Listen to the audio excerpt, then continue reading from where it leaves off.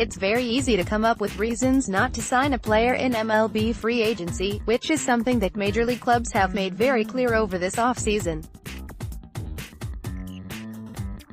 For the general baseball-watching public, the MLB Free Agency freeze has become an issue that is impossible to ignore. One result of this has been a major uptick in discussions about the state of baseball from a labor perspective, a viewpoint that is really at the front of fans' minds.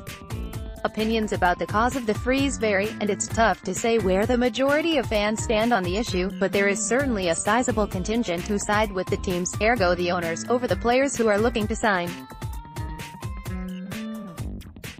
Bryce Harper and Manny Machado have taken the brunt of this group's ire, with many viewing their reluctance to sign as a cause, rather than a symptom, of MLB's labor issues. More from Call to the Pen. One of the most common arguments made by this group is that long-term contracts never work out, and owners now realize that they should be done away with completely. In their minds, for Harper and Machado to dispute this and pursue 8 to 10-year deals anyway makes them delusional. Usually, this is followed by an example of a player who, in the eyes of those making the argument, ended up being a long-term waste of money. There's a variety of players who fit this bill, but two of the names brought up the most are Albert Pujols and Jason Heyward. It is true that these players did get big contracts, and it is true that they have not performed as well their teams had hoped, but that doesn't mean that they're particularly relevant to this conversation.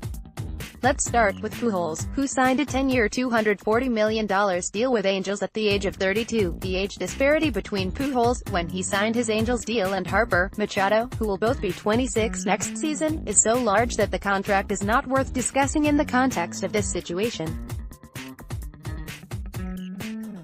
At the end of an 8-year deal, Harper or Machado would be the same age that Pujols was in the third season of his contract, a season where he was a 4 WAR player. That's certainly not a bad-looking back end of things, and it's also all that needs to be said of Pujols in this context. To bring up Jason Heyward makes a little bit more sense. Heyward was the same age as Harper and Machado are now when he signed his 8-year $180 million deal with the Cubs.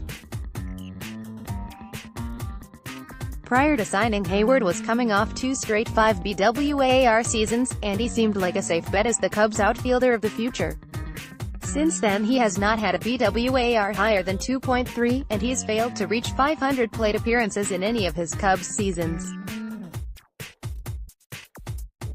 Start things on the most basic level, let's compare Heyward's contract year and the 3 seasons that preceded it with that of Harper and Machado. That's 2012 to 2015 for Heyward and 2015 to 2018 for the other two. Over these periods Heyward slashed .273, .348, .433, while Harper and Machado slashed .283, .410, .543 and .284, .345, .511 respectively.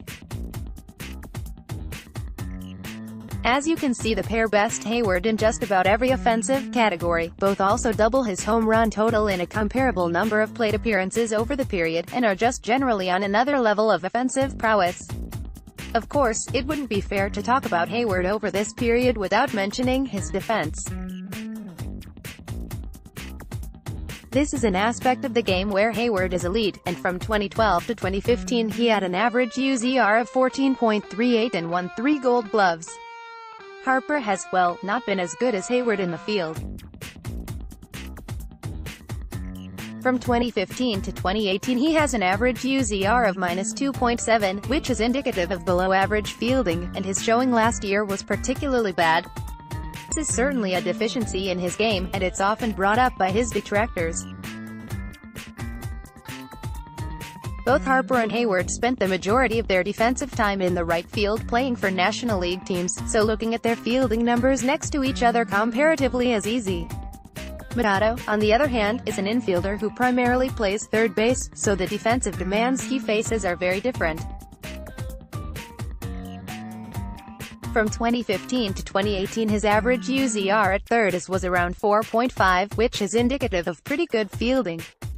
Pretty much if you're trying to throw these three guys into fielding tiers, you come up with Heyward being elite, Machado is pretty good, and Harper is bad, or at least was over that span. With all that in mind, what really matters overall is how these players' offensive and defensive skill sets offset, something that can be measured by Fangraphs RAR, a stat that gives a pretty good idea of the complete value a player adds to a team. Over the periods we've discussed above, Heyward, Harper and Machado racked up 174.2, 198.9 and 209.9 RAR respectively. As you can see, both rates significantly higher than Heyward, with their elite offense bringing more value than the difference between their defensive skill sets. In essence, they've just been better players than he was in the periods leading up to free agency, so to compare them as if they're apples to apples is silly. Heyward was certainly good, but he wasn't a perennial all-star like the other two. Say what you will about the contract he got, but it should have no real bearing on how teams act in regards to Harper and Machado. Next, grading BBW's offseason. Want your voice heard? Join the call to the pen team. Write for us. Long-term contract situations, like players, are all unique, and to decry the concept as a whole when without factoring in age and performance is silly, and it's something that we should all stop doing.